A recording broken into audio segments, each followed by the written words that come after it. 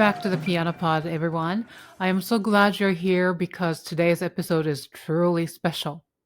My guest is Charu Suri, a trailblazing jazz pianist and composer whose music defies conventional boundaries.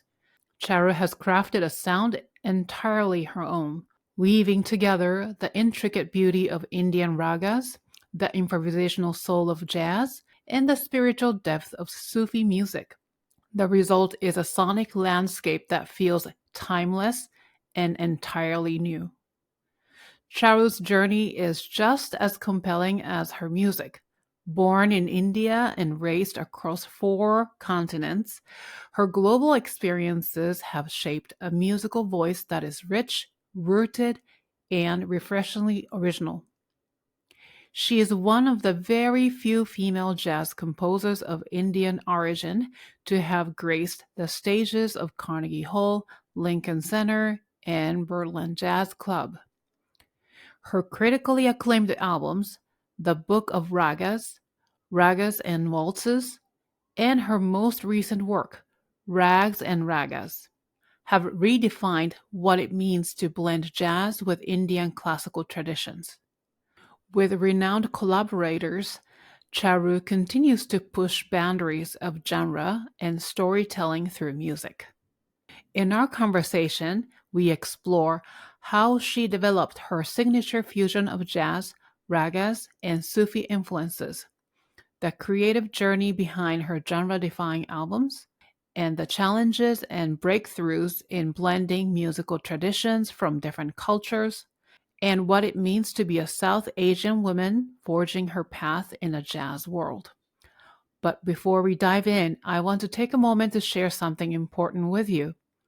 Creating this podcast, curating meaningful conversations, and producing high quality content and growing our reach takes an incredible amount of time and resources. If you have been enjoying these episodes and believe in the mission of the Piano Pod, I invite you to support this work by becoming a paid subscriber on Substack at thepianopod.substack.com. Your support helps sustain and grow this platform, making it possible for us to continue highlighting diverse voices, exploring creative journeys, and expanding the conversation around classical and genre-crossing music. Even a small contribution goes a long way. Now, let's get into it. Here is my conversation with the brilliant Charu Suri. Please enjoy the show.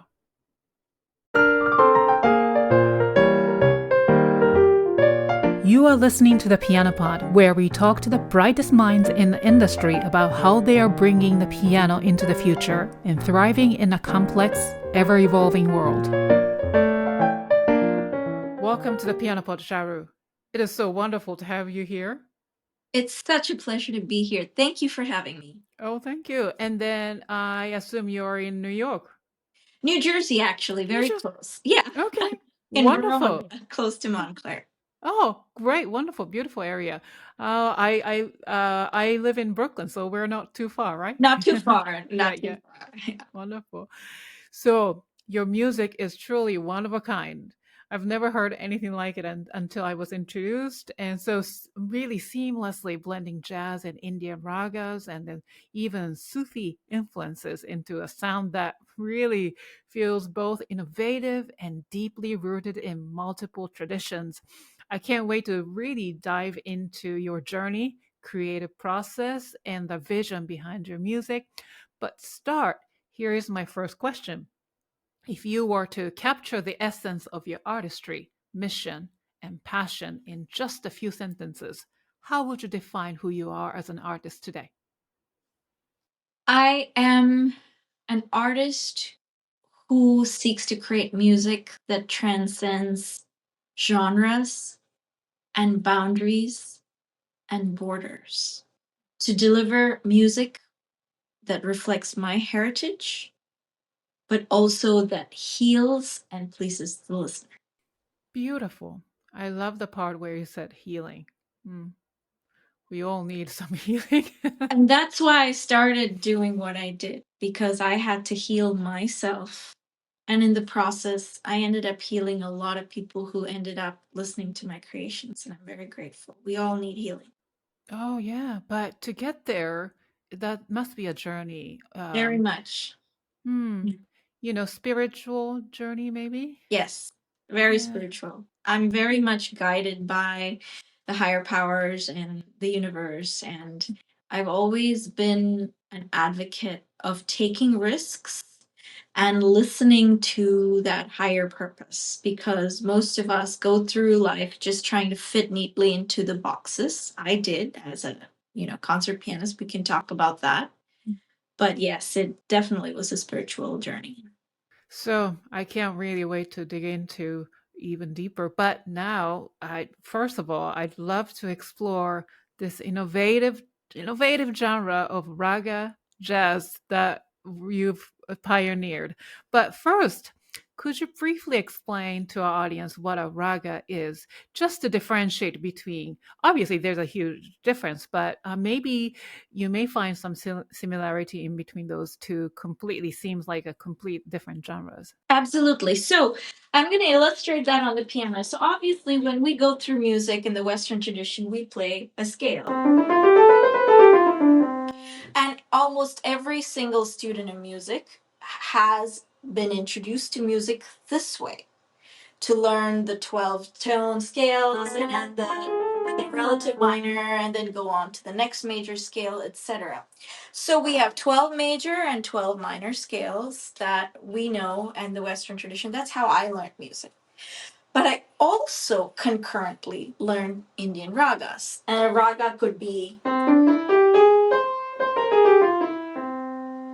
or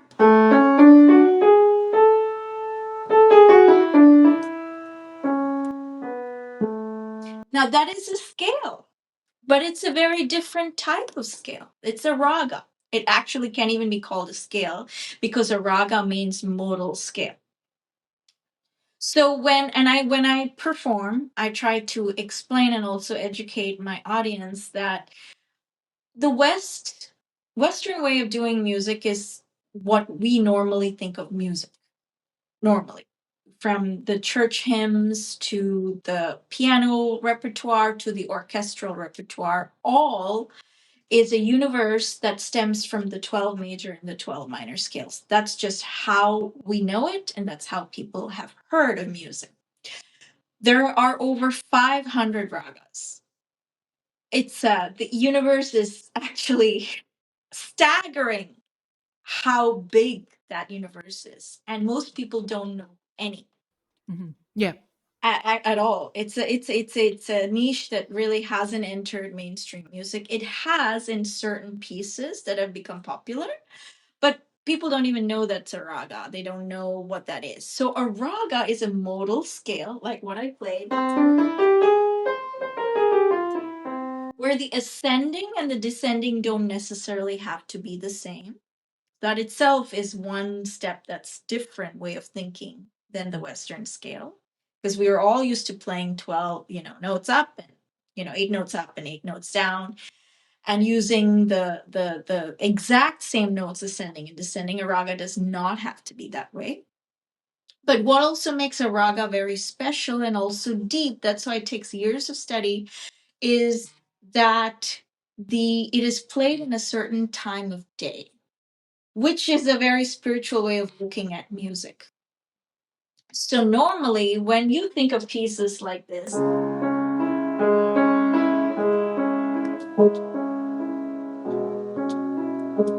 now the Moonlight Sonata wasn't even named by Beethoven, but immediately when we hear it, we are thinking of a certain time of day. We're thinking of the moonlight. But pieces like that, and also like Chopin's nocturnes, are few and far between in Western music, because they evoke a certain aura, a certain time of day, a certain vision that comes. Whereas in a raga, that was always the thinking. That when you play a scale like Kalyani, which is the Lydian scale, that is supposed to be played right after sunset. Each raga comes with that thinking as part and parcel of the aura of the raga. which shows you how intensely spiritual and meditative that whole thinking and mindset is, right? So I've composed pieces in Kalyani, which is akin to the Lydian scale, and one of my pieces sounds like this.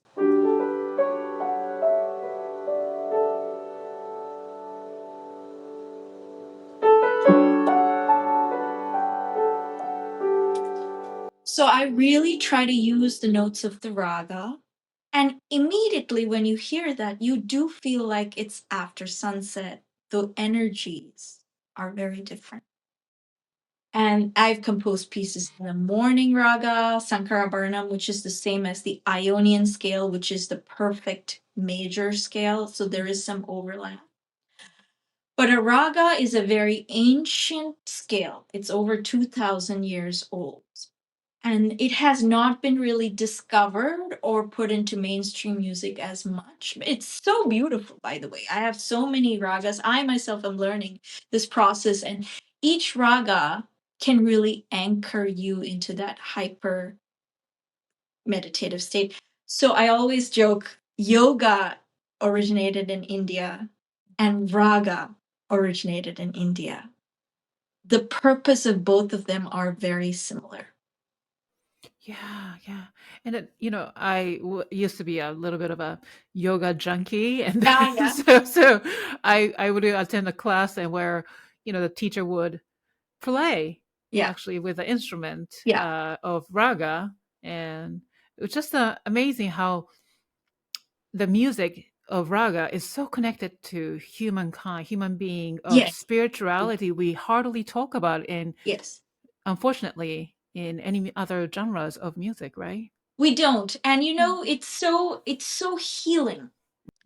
And that's the reason I started doing it, because I'm a very sensitive soul, as I think a lot of artists are. I am shy of anything that's brutal or negative. We want to be loved and feel warm and fuzzy. Artists are that way. And I started to go to the ragas to find my healing place. And in that process, I created my own works because that's the way I wanted to be healed. It's just amazing how the journey happened. I was not planning on any of this, really. I started playing with the ragas in jazz and in classical jazz style that I do. And people heard this and they're like, "What is that you're playing? It's so beautiful. Can you play more of it?" And I'm like, "What do you mean? This is how I hear music."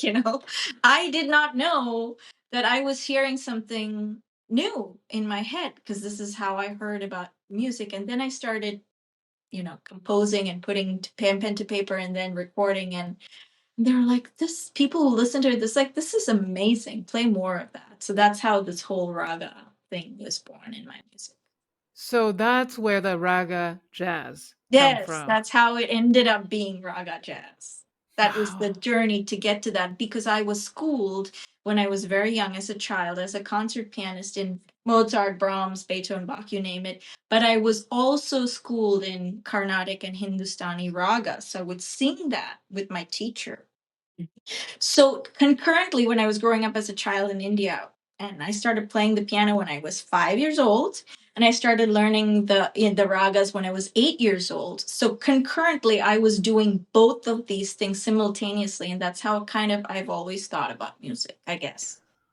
Wow, interesting. So, well, then let's talk about where you grew up, and then obviously you mentioned you were born raised in India, and then but where did the jazz influence come from? Yeah, that's a really great question. Jazz is actually relatively recent for me. It's only 5 years ago that I went to New Orleans and I fell in love with jazz with Preservation Hall. And that's when I started writing jazz and my jazz albums. So it's so, so recent. People like listen to it, they're like, "We can't believe it. We think you've been doing this all your life." No, I was really a classical trained musician and a concert classical pianist. So my earliest memories of performing were performing everything from Chopin's waltzes to the nocturnes to Beethoven sonatas and Mozart sonatas, like every other pianist pretty much does. And then I went to New Orleans, and that was the city that changed my life. I still now talk, and now the New Orleans musicians are playing my Raga Jazz, which is unbelievable. I mean, it's incredible what's happening here, and they want to learn more about Raga Jazz. But what I loved about jazz was obviously it had an improvisational element to it while being structured. And that is also reflected in the way Indian music is done with the ragas. You start with the raga with an alap. Like an alap is an introduction of a raga. I'm playing a raga that's a late morning raga, that's Charukesi raga, my namesake raga. So it might go like this.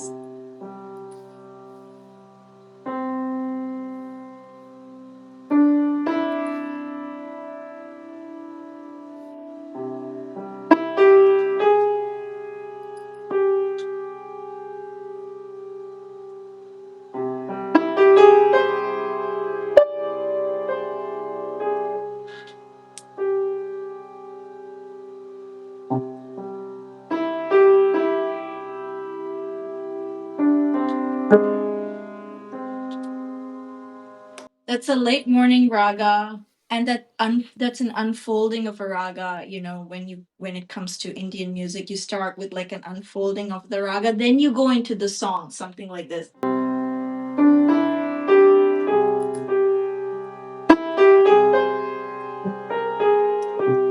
And then the actual melody would come. Now, the interesting thing about Indian music is there's an element of improvisation in it.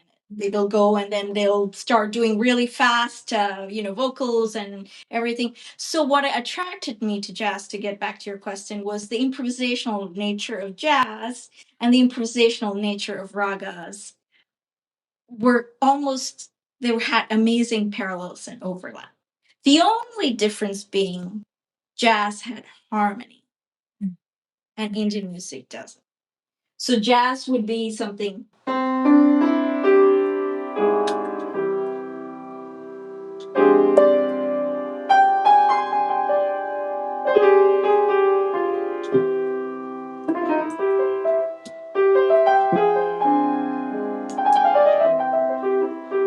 So once you start putting the harmonies into it, you've created something totally different called Raga Jazz.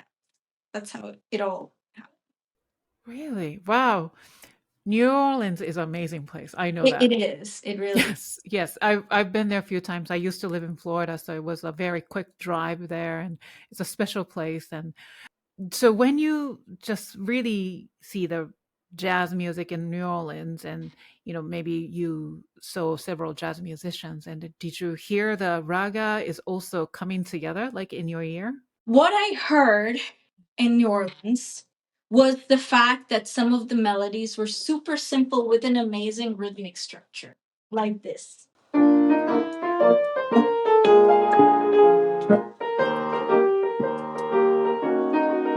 it's tried piano.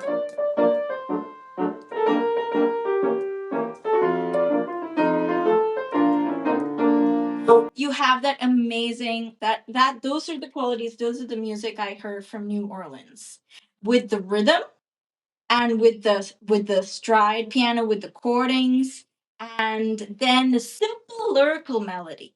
It isn't that complex. It's not like runs all over the place, it's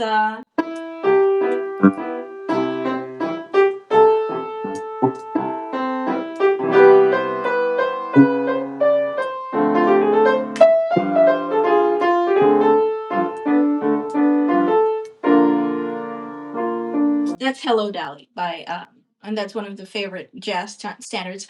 I loved that simplicity, that amazing song-like melody, that lyrical melody that you can hear, that you can hum and take away at home, and that amazing rhythmic structure. So that inspired me to take those elements of the rhythm and the harmony and weave it into jazz. So, for example, one of my most well-known pieces is based on Raga Hemant. I took that style of New Orleans to heart, and I came up with this.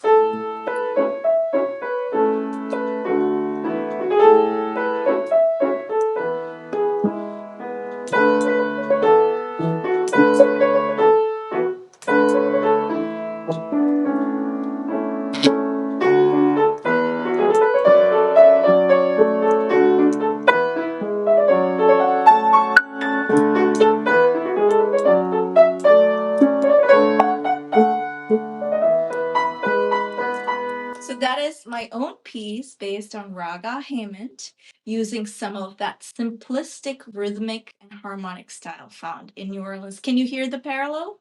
Yes, I do. What Yeah. a special blend. So the right hand is really following the Indian tradition. Yeah, the raga, the notes, but Right. using melody, but the left hand is trying to do more of the stride and the harmony, simple harmonies, nothing too crazy. I might get more jazzy later on as I take risks with the jazz chords. But yeah, that was where I started my raga jazz journey.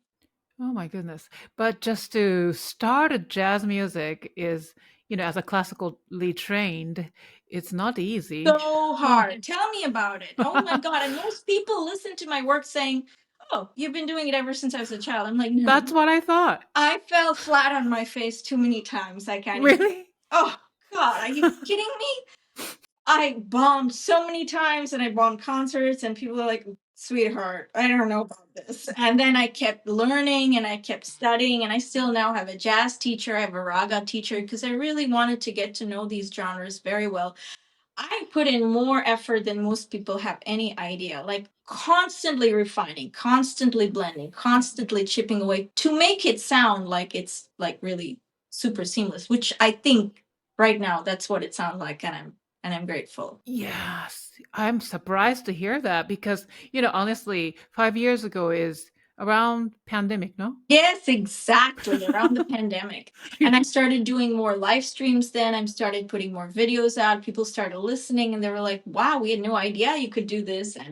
And then I started giving more jazz gigs and jazz concerts. And then it sort of like blew up. And then we played at Carnegie Hall, debuted the Book of Ragas. And then jazz critics started writing about it. They're like, oh my God, the Jazz-Raga. And then last year I went to London and Marilyn Gordon is Dexter Gordon's wife, and she gave me her book on Dexter Gordon, and she said, "You know what?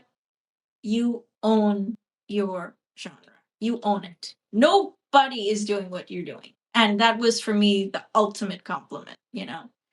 It's just amazing to hear someone from the jazz circle talk about my music that way. I was like actually really uh, floored. I was like blown away. And now more people are just emailing me saying, "Oh my God, tell me more about Raga Jazz. What are you doing? Tell me more. Like, what is that?" So I'm hoping to write a manual and a style sheet and a guidebook eventually. Because, don't you think these ragas are beautiful? Aren't they great? Beautiful. And then you hear these raga melodies in like movies, and Yeah, then they also blend, sometimes like a pop style music into the melody of raga, but jazz and raga I've never heard of. But exactly. I love listening to them. They are really spiritually fulfilling, listening to raga music. So Yes. that's amazing. Thank So you. yeah, but when you first started blending these genres, like 4 years ago, whatever, and what was the experience like as a classical pianist to begin with, and with an Indian heritage, and did this fusion feel like a natural? Well, you mentioned that. Did it really feel like, wow, this makes sense to me? No, I this is the way I heard music. It was very, very odd. This is the way I started playing and improvising, and I didn't really edit anything in my head, to be very honest. A lot of these pieces just came out completely in its entirety like this. Yeah, I know. I never made drafts. I didn't make any drafts. They just came like the Charukesi raga that I showed ended up being French Quarter on my last album. And so trying to keep true to the notes, the piece ended up being.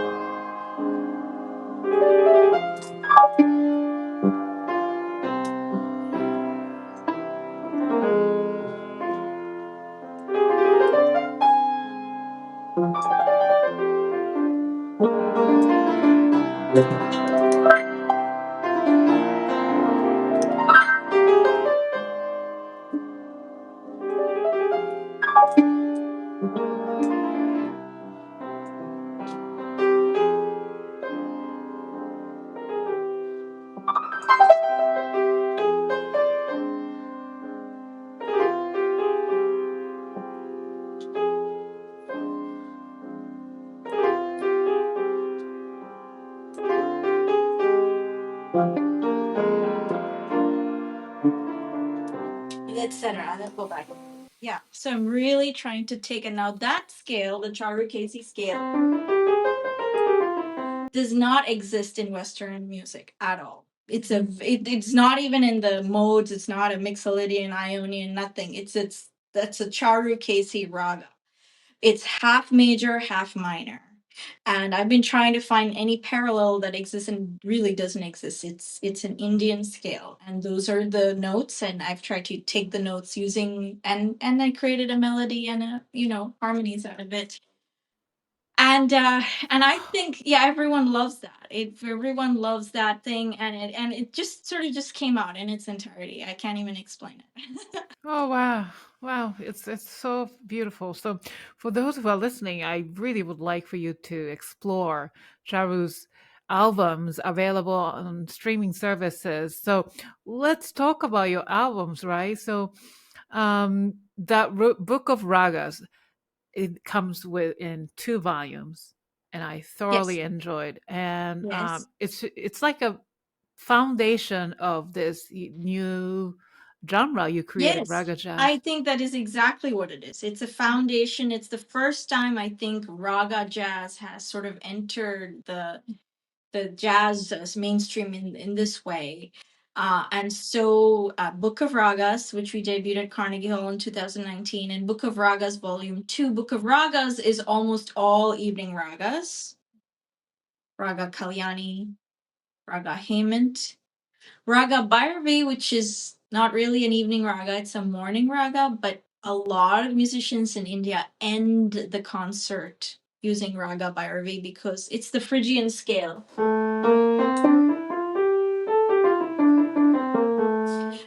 And many Indian musicians end the concert using Raga Bhairavi, so I ended up throwing that in there. Book of Ragas Volume 1. Book of Ragas Volume 2 is all morning ragas.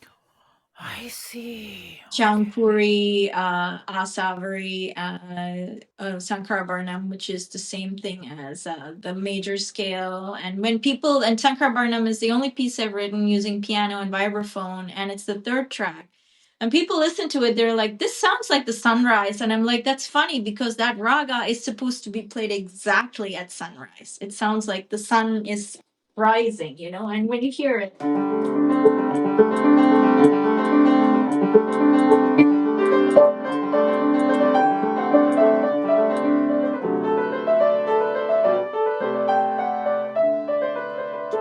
yeah, so that it just gives a feeling of the sun coming out in the morning, and the raga that's used is supposed to be exactly at that time of day.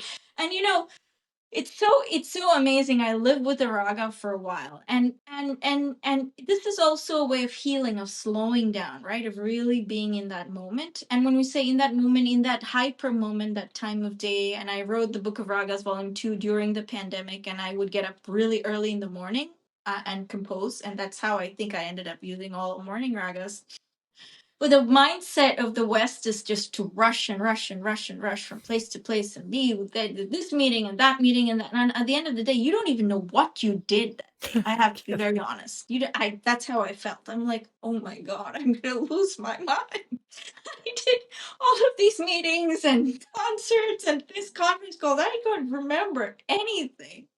And our memories are very precious, right? Our memories shape our growth and our future, and also our how we see ourselves. And if I can't remember a darn thing and I'm just doing all of this stuff, then I'm like, what's the point? So I knew I had to do something that helped me heal. And when we really try to be in the moment with the music and the ragas, that's how I ended up writing the evening Book of Ragas and morning Book of Ragas volume 2. Yeah. Wow. Yeah.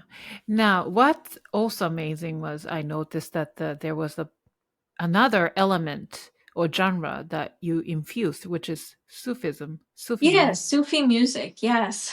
And that was something that happened because I met a wonderful Sufi singer. We both started jamming, and Sufi music is very mystical and meditative, and there's a lot of sometimes Sufi concert can go on for hours. I met the singer, and she was like, "You should just, we should try to jam together." The result was so beautiful, was so beautiful, and it feels like you're transported in another world. Yeah. So that's how I ended up blending Sufi music, and which is, in the tracks, it was a vocalist, the vocalist on the Book of Ragas Volume 1 and Book of Ragas Volume 2 different, but they're both rooted in Sufi traditions. Yeah. Wow. It's what a nice blend, and I've listened to both volume 1 and 2 over and over Oh, wow. for the last few weeks or so. Yeah, I love Sufi music. And then both vocalists, they're beautiful. They're both. Yeah. So then after that, you have this raga and waltzes. Yeah. And can you tell me a little bit about the backstory of this album? Absolutely. And there is a very big backstory. So my dad died 3 years ago when I composed Ragas and Waltzes. He was the guiding source for me in my life for music. He, you know, was the CEO of a record label, and I first actually started my music lessons in Africa, where he was the CEO of a record label when I was 5 years old. So I was born in India, then we went to Africa when he was the CEO of a record label. So he would come home and bring so much vinyl. So at the end of the day, we would listen to, on this beautiful vinyl turntable, all genres, pop, classical, jazz, you name it. He would have hundreds and hundreds of records. And in the house that we had in Africa, in Nigeria, I had a piano. That's how I started playing. And my mom said, okay, she was like, I was like a freak. I was just playing.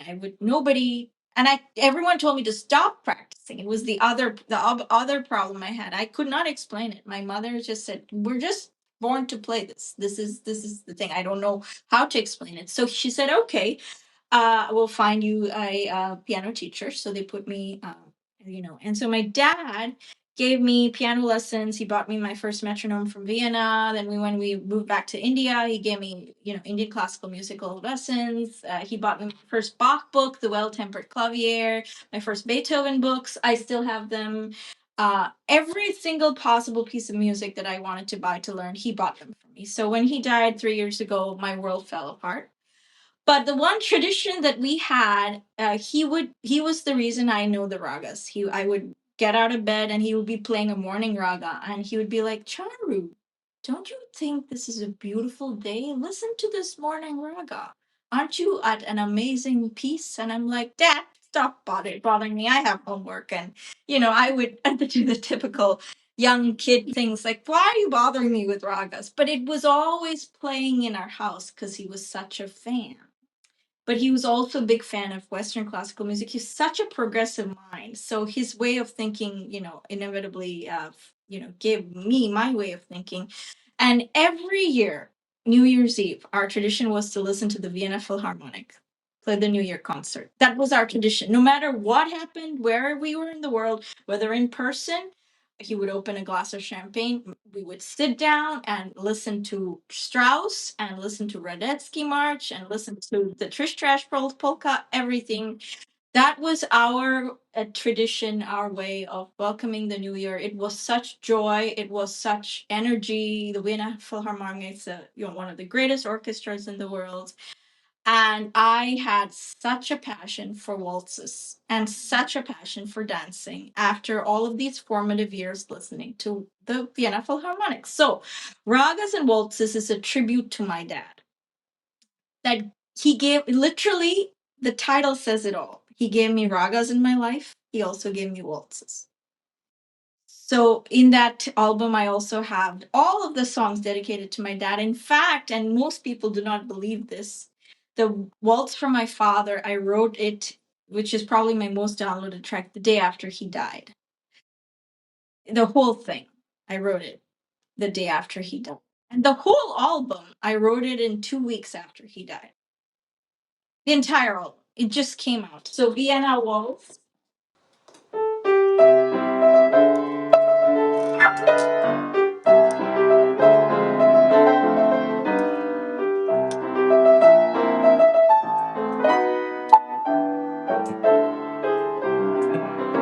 So that's the Vienna Waltz, and then the Waltz for My Father, and then there are two raga pieces based on Raga Kalyani and Hemant.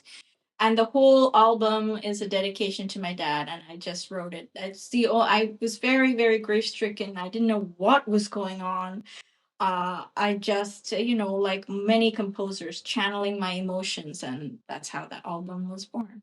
Oh, wow. Now then, the latest would be the 2023 album, Rags and Ragas, Yes, right? And then, so I see a lot of big name big jazz names. musicians. That was when I really grew up.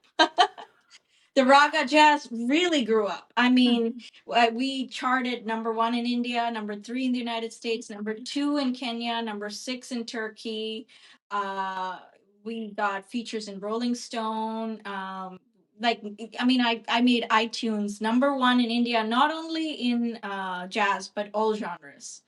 It was the #1 album in all genres. And I had people, with Steve Gadd and John Patitucci and James Lasty, it was like a Grammy contender. And I had people just emailing me saying, what is this? Like, this is crazy. Like, what is this? And I used all different ragas. I used Charukesi for the first time. Raga Hemant had done before, Raga Kalyani, and then Raga #1, which is Kirwani Bhimpalasi. And I used all, Bhagashree Raga for the last track. That's the evening raga. It's supposed to be played from 9 p.m. to 12 a.m.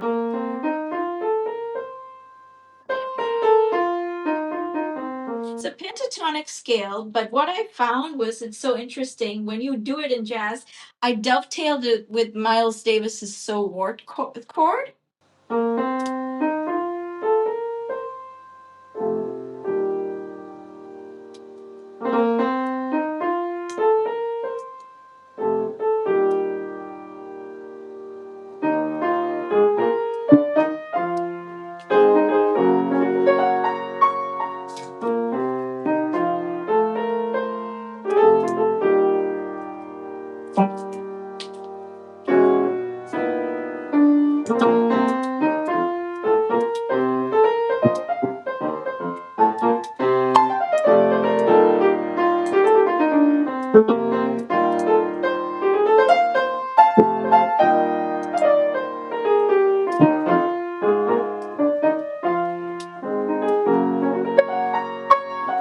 So I played around with it.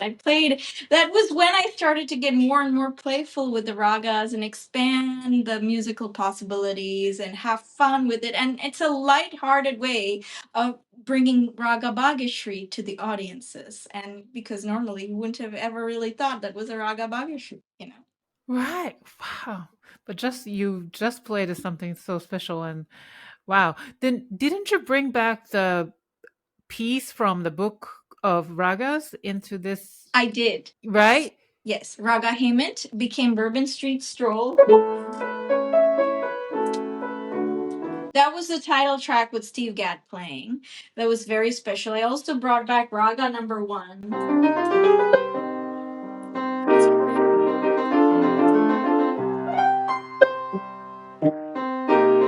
It's interesting because this scale in Indian music is called Raga Kirwani. It's the overlap of the harmonic minor. And it's an evening raga.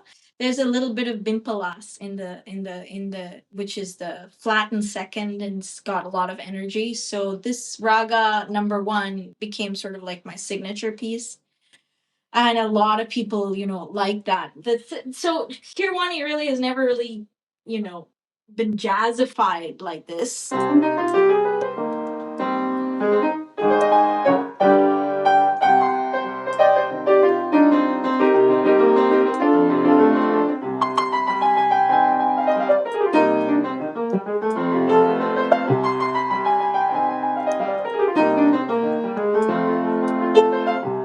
etc., etc. And that was also there in the album. But my intention was to really show people how ragas can be super fun, and I had a lot of people emailing me saying, we've had a very stodgy way of looking at ragas, like they're so old school, we had to learn them, and now this is a fun way of listening to ragas. So that was like, I think my pinnacle of my raga jazz style is the rags and ragas.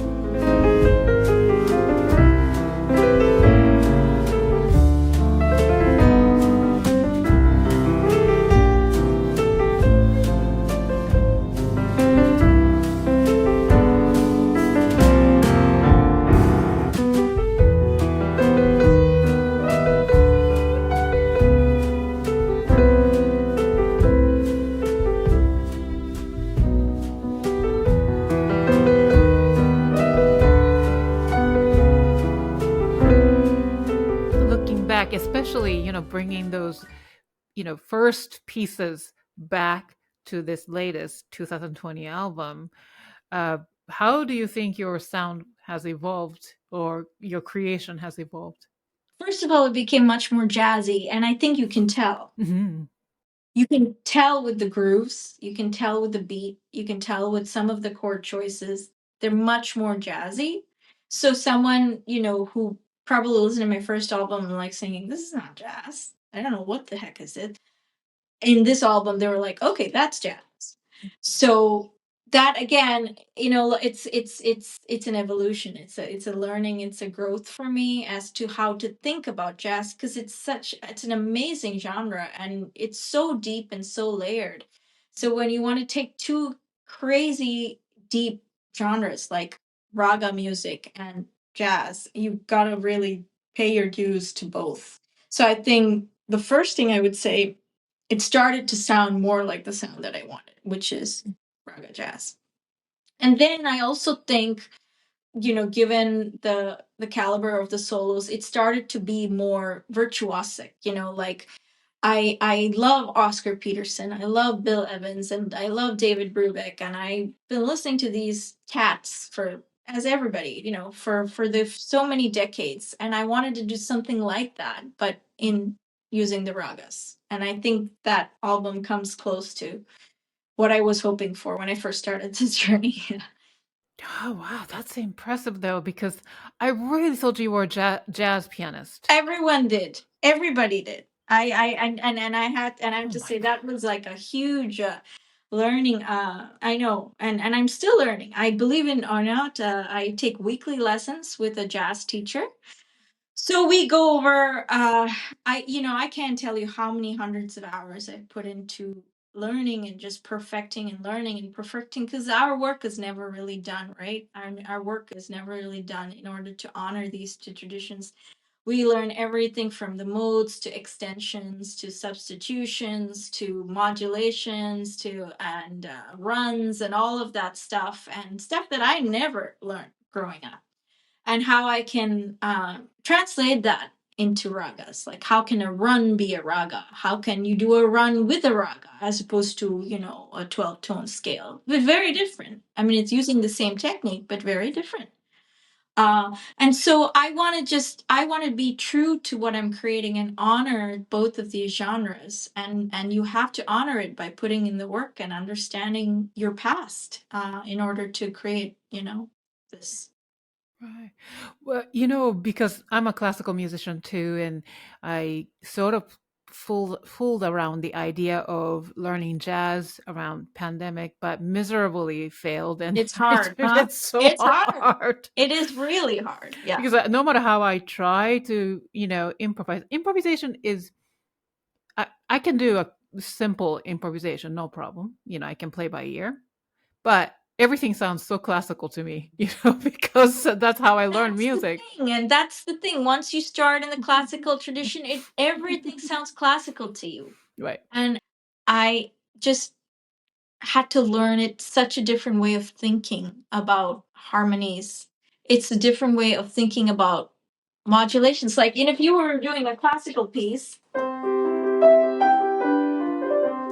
a jazz piece could be. And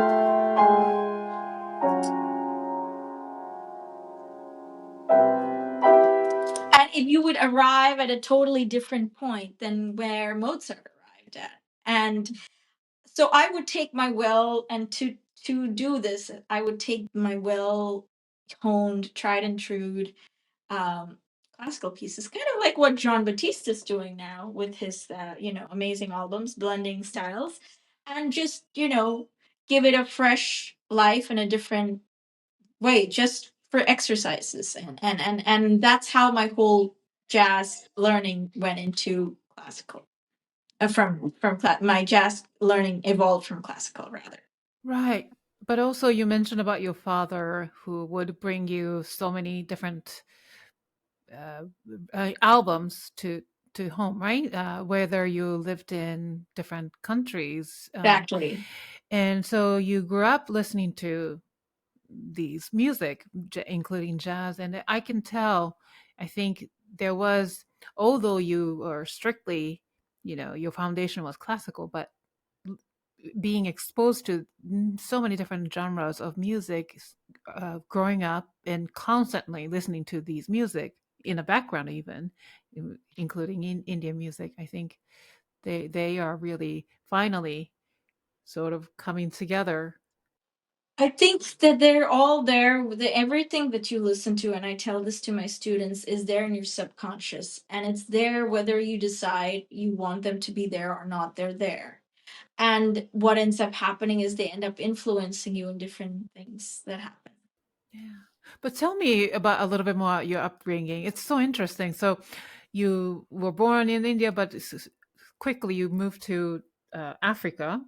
Yes. So I was born in India in a beautiful town called Madurai, which is the city of temples and poets. It's a truly stunning city. Lots of famous poets and artists and Indian musicians were born there. So it is sort of like a city that was meant for artists. It's a city not a lot of people go to. It's in South India, but it's so beautiful. I lived there my earliest childhood years, and then in South India, and then my father got a job in Nigeria, so the whole family, my sister was very young at a time, and I went to Africa, in Nigeria, and there I went to a local school, and I started playing the piano, and my mom got me a fantastic teacher, and I started playing from the age of 5, and at 6 I was doing all of these playing Bach and playing some of the more complicated pieces. And then we decided to leave the country because it was getting politically and economically very unstable. So we left because there was a coup, there was some anarchy. So we left from Nigeria back to India. And when we went back to India, I ended up living in this major city called Chennai, or Madras, which a lot of people used to know it as. It's now officially called Chennai. Millions of people. It's a much bigger city than where I was born. And we hunted high and low for a fantastic piano teacher, like the best of the best. And we were very lucky to find an incredible piano teacher. And I don't know how this happened, but she was a person, her name is Geeta Manan. She passed away a few years ago. She would live in this big house, many grand pianos. She had, I think, 3 grand pianos and uprights, and she had probably every piece of musical piano literature ever written in there. And she had so many students. That's how my love for teaching was born. And she was such a disciplinarian. Oh my God. I Students were not allowed to come to class if they did not practice. They were sent home. Wow. I know. I mean, I still welcome my students if they haven't practiced in class, but my sister got sent home many times. She's an amazing pianist and vocalist in her own way. Really? Yeah, but she didn't have the piano drive like I did. Mm. And we were always, I was taught uh, really to push myself, and at the age of 9 I was sight reading, transposing, orchestrating, you name it. I could read full scores when I was 9, very crazy. Yeah, I had perfect pitch. So we had exercises where she would play something and we would have to write it in alto clef, tenor clef, everything. I know it's quite I know it's an amazing training, you know. And and when I went to orchestras, I would take my scores with me, so I would be reading all of the musical parts from flute to woodwind, everything, and following along. It's something a training that she gave me, so it was very solid, very solid. So reading and writing music became as natural to me as speaking English, and so that was a large part because of what she gave me in the training when I was 9 years old. And then I started performing concerts everywhere and winning lots of competitions and international piano competitions. And then I said I sort of outgrew the landscape in Madras. And I told my parents, I should apply to college in the United States. So I got into Princeton. I came to Princeton for my undergraduate degree in the United States. So that was my childhood to my teenage years. Wow. Since then, you've lived in United States. Yes. Yeah. Since then I've lived in the United States. I went to master's degree in Manhattan School of Music, where I met my husband, and he's also a musician. He plays the trombone. We're both classically trained, and my jazz story just 5 years ago. But since then, I just made I composed, and I did a lot of I would say safe composing, traditional, beautiful, nice pieces. I've always been composing since I was a child. But when I say safe composing, I say within the universe that I was taught, within the parameters of what you're taught, which is, the universe of the 12 major minor scales, etc. I never challenge or push myself into doing something really groundbreaking or different. But I knew I always wanted to, because I wanted to find my own voice. And one of the things that I loved about the composers that I think we greatly admire is, when we play Beethoven Sonata, or when we play a Rachmaninoff, concerto, or Debussy preludes, we are drawn into a world that is uniquely the composer's world. And there can be no question about that. When you play Beethoven, you're like, that's Beethoven. There can be no other way around it. And Debussy was one of my great loves, and I played a lot of his work when I was a child. I mean, who doesn't love this?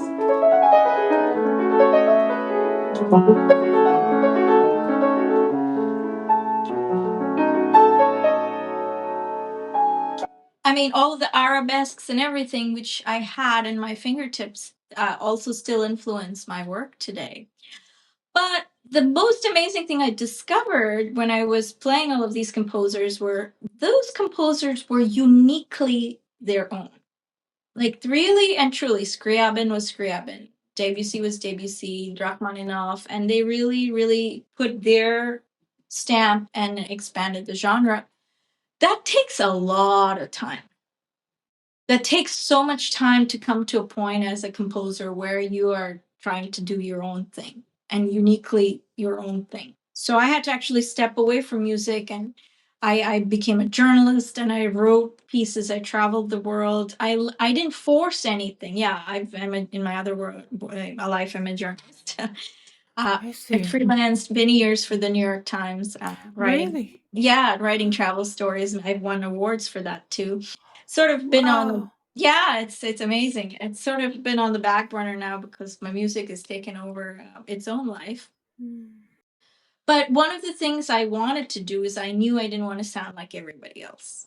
That was something that was I was very stubborn about it, actually. I was very adamant about it. I was like, people would be like, oh, that's a nice piece. I'm like, yeah, but sounds like everything else. So, and then I was a little, you can't force or rush creativity. The time comes when it comes, otherwise you end up rehashing things that have already been written and composed, and it sounds pretty, but it's not really your own. So I had to really take a step back and process, refine, and do it for myself, for nobody else. That's the thing, is like when you have deadlines and we have things like we had to do, it sounds like you're forcing and trying to pander to what the society expects you to create. And that was very frustrating to me. Innately, that was super frustrating to me. I'm like, I don't want to write yet another, sonata that sounds like it's been written before. What's the point? It's already been done. So that process I could not rush. It was, it was supposed to come when it came. So I think the turning point, as I had mentioned, was when I went to New Orleans. It just literally, there was a light bulb that just switched in my head, and I'm like, this is it. I know what I have to do now. It's so crazy. I went to New Orleans as actually on a reporting assignment for journalism, and then I went to a Preservation Hall concert, and I'm like, okay, this is all coming together now. Now I finally understand what I have to do.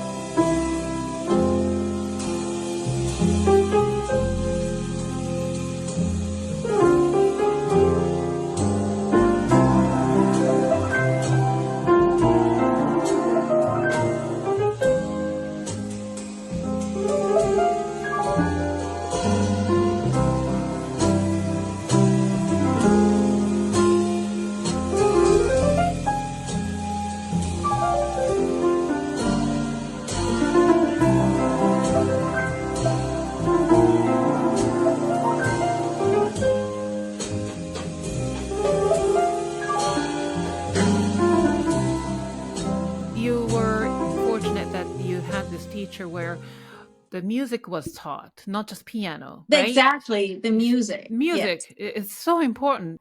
Anyway, so then, after all these years and decades of training and experiences, and then you thought you left music for a while being a journalist, and then Right. all these things just come together. And everything just comes together. Oh, wow. You can't just throw away those years of practice and virtuosic training and everything. You just can't. It's just there. This is something that a lot of young musicians should hear this, because they are all stuck in the practice room and hoping one of these days they have the shot. But I think the life experience is equally important. Equally important, because I don't want to hear yet another lackluster interpretation of Beethoven's Tempest Sonata. We have enough of that, unless with the concert scene the way it is, unless you're concertizing from the age of 5 or 6, like Kissin or Yu Wang, and playing that repertoire, it's very hard to have that as a career, and sustain it, because it's everyone knows the repertoire, everyone plays this repertoire, and so I played this repertoire, but I didn't want to go that path. I didn't want to go the path where I was just playing, the same repertoire. I wanted to create my repertoire. Um, but that was a journey unique to me. Like, everybody has to find what it is that they want to do with their pianistic and compositional career. And so this was what was right for me. When you start doing something different, was there, I wouldn't say backlash, but because usually when someone like you who are a groundbreaker, trailblazers, usually some people feel a little threatened because Yeah, I got so much really, pushback. Yeah, yeah, pushback, I think, is the word you're looking for. I got tons of don't bother. This is not jazz. We're a jazz club. We don't know what you're doing. I mean, it was very, very much, it was hard to break through. And then I started playing, in venues like Carnegie Hall and Lincoln Center, and they're like, wow, okay. People started saying, okay, maybe her music is good. And then they came and listened. They were like, this is incredible. And then I had New Jersey Symphony play my work last year. And we had a sold out concert in this thing called Hooray for Bollywood, and that was incredible. And now I'm trying to get my work into more orchestral, into orchestras to try to tell them about the beauty of the ragas and how it can really enhance their orchestral work. And string quartets played my works, trios played my work, and now I'm trying to come up with a book of like raga piano pieces and publish them so that pianists can start playing them. So I think that it was the product of a lot of perseverance, a lot of um, convincing, and to show people, like when I would play this concert, I would teach people about the ragas and they loved it. I had a lot of audiences come up to me and saying, this is just so beautiful, play it again, play it again, we want to hear this, we want to play it, we want to get the sheet music. So then I started appearing in like bigger jazz clubs, and people just started really loving it. And then obviously I concurrently did the recordings, and released them so people could really understand what I was doing and the style I was doing them in. And then that got us more gigs and more audiences, and et cetera, et cetera. But it was a lot of work. It was a lot of convincing people, yes, this is something different. Yes, it's really worth listening to, because I don't think anybody really here is doing anything like this. So I feel like my anyone who does anything different or wants to do something to expand or contribute to the genre is going to have they're going to have people who are going to be like, what is this? I want something like that sounds like Ella Fitzgerald, you know. And the truth of the matter is, like, when even Ella was doing her thing or Nat King Cole was doing his thing, he had a ton of backlash and a ton of pushback, and getting anything off the ground that's different or changing the norm is never easy. And right now we listen to Beethoven and Mozart and Tchaikovsky, even Nutcracker. Like, everyone listens to Nutcracker. Nobody realizes the Nutcracker was a colossal failure when it was debuted. Colossal. Like, nobody wanted to hear it. It was not until a ballet company came and put the Nutcracker to their ballet that it started to become a beloved tradition. People don't hear those stories. They just say, Nutcrackers, they're everywhere. So I think, it's tough in the beginning. I'm very passionate about this, obviously, as you can tell, given like I'm putting every single, waking minute and energy into creation of this, not only because I believe in it, because I think it's a beautiful sound, but I also think that it is expanding the jazz palette and the musical palette in a good way. It gives people options when they want to improvise. They don't have to improvise necessarily linearly or on a pentatonic scale. They can improvise over a raga. They can do runs on a raga. Like, this is just extending the scope of musicality and sonicness, and that's one of the reasons why I'm like passionate about this. So, but it's taken some time, but I think it's getting there. Wow, Lots of but it takes lots. Yeah. courage, to do. Yeah, I'm And not gonna lie. It's not been, wow, bed of roses. Especially as a woman in jazz field, and especially from India doing this, everyone wants you to be like a doctor or a lawyer, or get a job in a corporate office with beautiful views of the city. And here I am composing and taking my work on the road. Um, but it is right for me, because I had a corporate job before, and I all of them, and I was like, what am I doing here? I just don't belong here. Yeah, even before as a journalist, I believe it or not, I worked at Wall Street for a bit as a banker.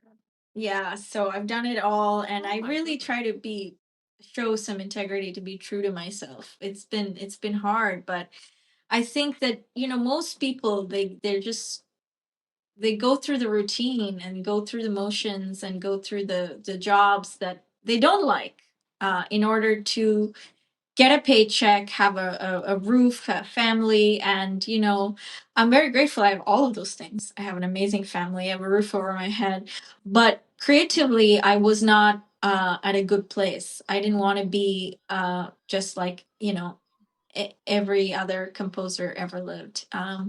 And that was not sitting well with me. It was a very stubborn internal wrestle that I had with me. And I wanted to bring my identity to the table. And that's how I had to I had to go through life, to the school of hard knocks, as they say.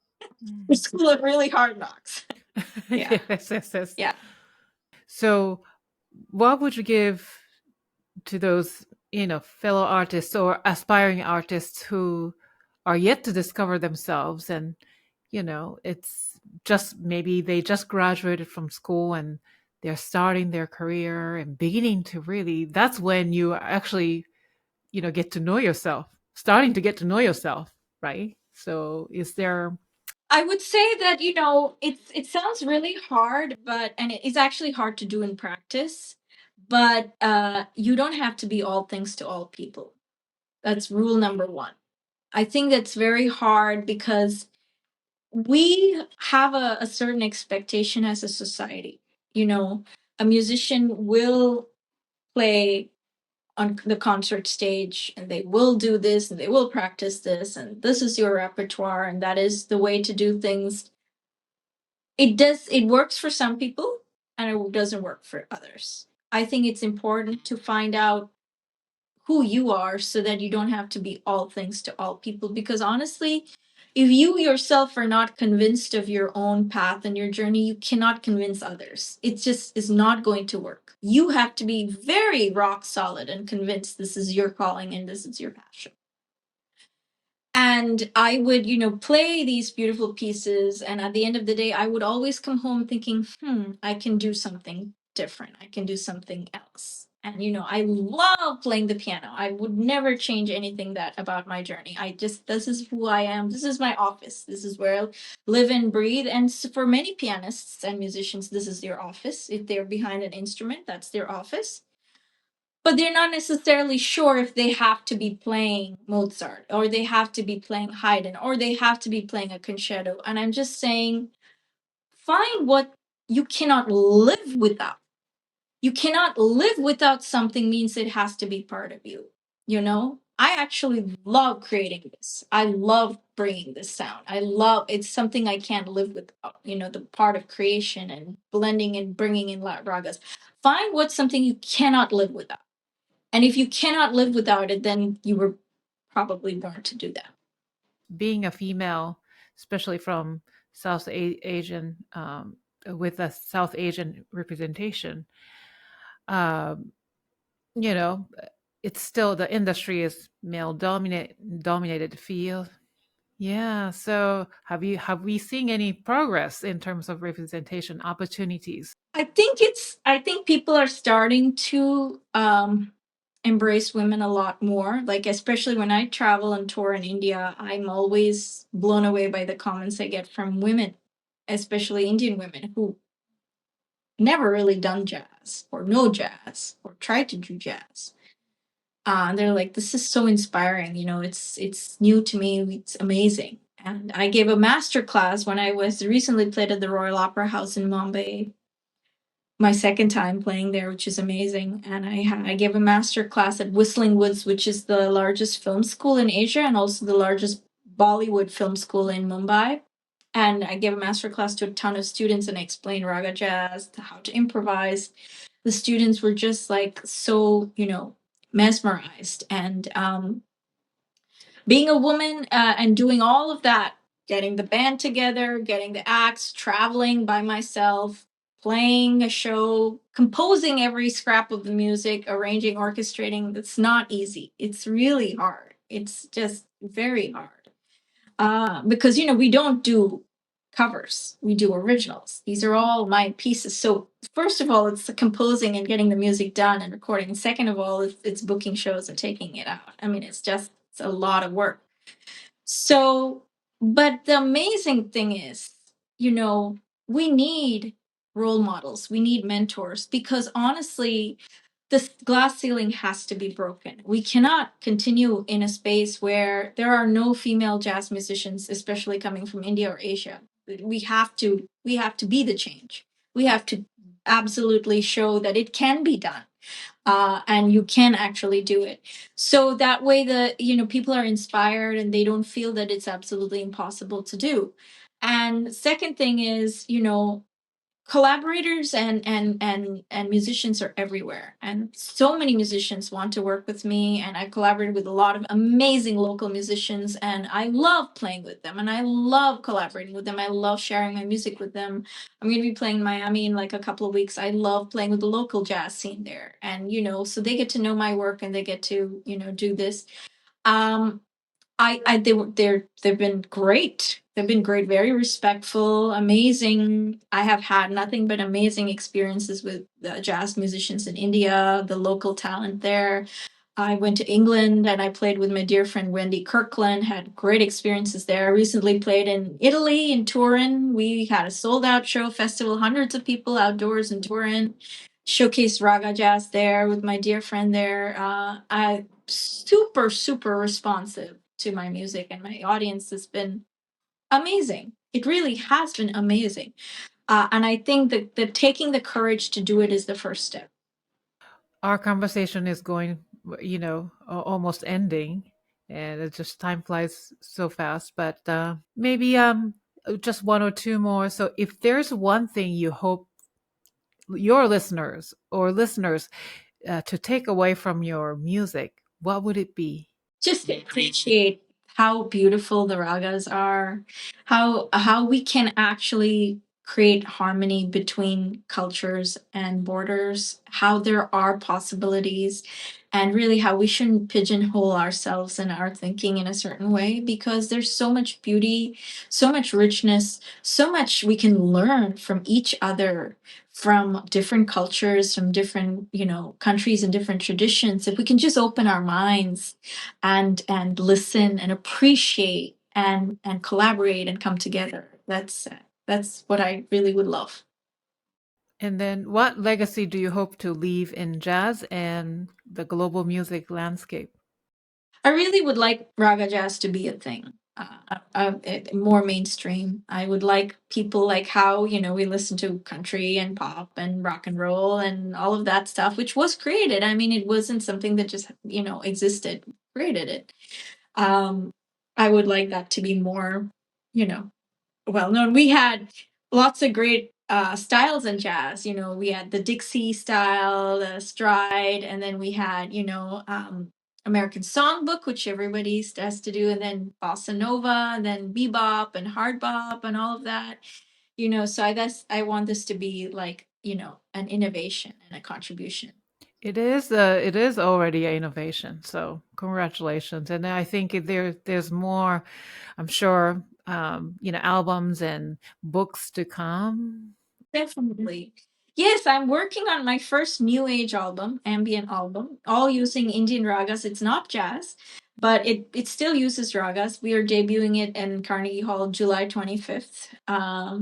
Yeah, it's all healing evening ragas, using some ragas that I haven't used before, like Raga Desh. And it's a new age album, and it's simpler for people to play and learn, and it'll be the first time, I think, I've written a hymn based on a raga. It actually sounds like a hymn, like a spiritual hymn, but it's all using ragas. Yeah, I call it Mohanam hymn.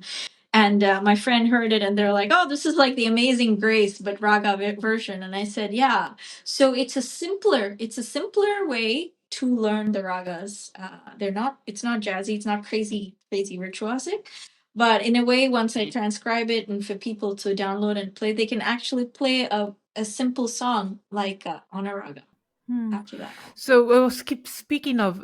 So I'm sure you have more events to come. So now it's time to promote your current and upcoming projects. The floor is yours. So please take it away.